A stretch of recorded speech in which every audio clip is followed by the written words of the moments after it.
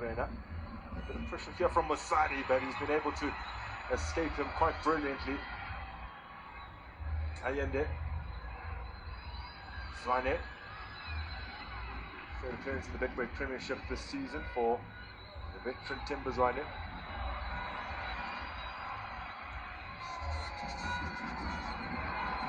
Now Morena. No, he's managed to keep it alive. And then from Rayners from close range has doubled Sundowns' advantage here in Attridgeville.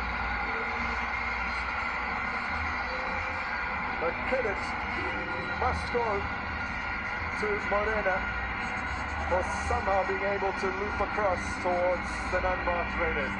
I mean, such a very, very good ball they've been played by always to find Morena that opening, because he's been open and those balls have been, you know, look at the drive that he gets there. Good ball played in front of Morena. I was very concerned with his first touch, rather, because he had to stretch for it, but yet he kept the ball alive. And then he found again Rayners at the back post again. This time around, Rayners was able to finish. And look at that, even though they didn't have full contact of the ball, but